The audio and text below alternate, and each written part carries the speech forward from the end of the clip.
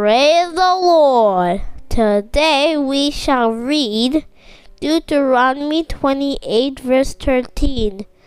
The Lord will make you the head, not the tail. If you pay attention to the commands of the Lord. పిల్లరా, ఈ యొక్క ఉదయకాల సమయంలో దీని వాక్యాన్ని చదువుకుందాం. పరిశుద్ధ గ్రంథంలో నుండి ద్వితీయోపదేశ కాండము 28వ అధ్యాయము 14వ వచనం. నేడు నేను నీకాజ్ఞాపించుచున్న నీ దేవుడైన యెహోవా ఆజ్ఞలను విని వాటిని అనుసరించి గైకొనే ఎడల యెహోవా నిన్ను తలగా నియమించును గాని తోకగా నియమింపడు.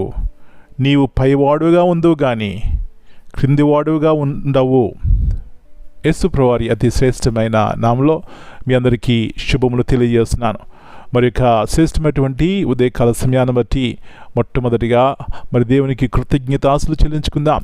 పిల్లరా, ఈ మాటలు మనం చదువుతున్నప్పుడు మనకు అనిపిస్తుంది, దేవుడు నన్ను ఇట్లా చేస్తే బాగుండేది, ఇలా ఉంటే నా జీవితము ఫలభరితంగా ఉంటుంది అనుకుంటాం. మంచిది, దేవుని యొక్క ఉద్దేశం కూడా అదే. మనం తలగా ఉండాలి, తోకగా ఉండకూడదు. మనం పైవాడుగా ఉండాలి, క్రిందవాడుగా ఉండకూడదు. పిల్లరా, దేవుని యొక్క తలంపులు మన పట్ల ఎంతో ఉన్నతమైనవి. అయితే ఈ తలంపులు కలిగినటువంటి దేవుణ్ణి, ఈ తలంపులు కలిగినటువంటి దేవుని యొక్క మాటలను ఎట్లాగా మనము లక్ష్య పెడుతున్నాం, ఎట్లాగ విశ్వాసంతో వాటిని నమ్ముతున్నాం, ఎలాగ దేవుని యందు భయభక్తులు కలిగి ఉంటున్నాం. ఈ యొక్క వాగ్దానము దావీదు యొక్క జీవితంలో పరిపూర్ణంగా నెరవేరింది. గల కారణం ఏమిటంటే, అతడు రాస్తూ మొదటి కీర్తన 2-3 వచనంలో అంటాడు, యెహోవా ధర్మశాస్త్రమునందు ఆనందించుచు దివారాత్రము దానిని ధ్యానించేవాడు ధన్యుడు. అతడు నీటి కాలువల యోరన నాటబడినదై ఆకువాడక తన కాలమందు ఫలమిచ్చు చెట్టు అతడు చేయనదంతయు సఫలమగును. నా ప్రియుడా, నా ప్రియ సహోదరి, దావీదు దేవుని యొక్క ధర్మశాస్త్రమునందు, అంటే దేవుని యొక్క మాటల యందు లక్ష్యముంచినాడు, ధ్యానించినాడు. దేవుని యొక్క వాక్యం తన జీవితంలో ఉంది.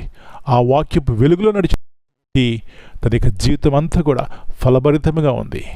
కాబట్టి ఉదయకాల సమయంలో నా జీవితంలో ఫలభరితంగా ఉండాలంటే, తలగా ఉండాలంటే, పైవాడిగా ఉండాలంటే మనం ఏం చేయాలండి? ఎవరైతే తలగా ఉంచుతానన్నారో, పైగా ఉంచుతానన్నారో ఆయన వైపు చూడాలి. అన్ని సమయాల్లో, అన్ని సందర్భాల్లో మరి ఆయన విశ్వాసం ఉంచి ఆయన వైపు చూసినప్పుడు పిల్లరా, మన జీవితంలో తృప్తి కలిగి, సంతోషం కలిగి, సమాధానం కలిగి ఉంటాం. అంతకంటే గొప్ప భాగ్యము ఏముందండి? ఇలాంటి ఉన్నతమైనటువంటి కృప ఉదయకాల సమయంలో దేవుడు మనందరికీ దయచేయనుగాక. ప్రార్థన చేసుకుందాం. నమ్మదగిన దేవా, మీ అందు విశ్వాసం ఉంచి వారిని విడిచిపెట్టని దేవా, మీ యొక్క వాగ్దానమును మా జీవితంలో నెరవేర్చి మీ పరిశుద్ధమైన నామమును బట్టి మీకు వందనాలు చెల్లిస్తున్నాం. ఎన్నోసార్లు ఈ వాగ్దానము నా జీవితంలో నెరవేర్చాలని ఆశపడతాం ప్రభువా. పైగా ఉండాలి, తలగా ఉండాలని కోరుకుంటాం ప్రభువా.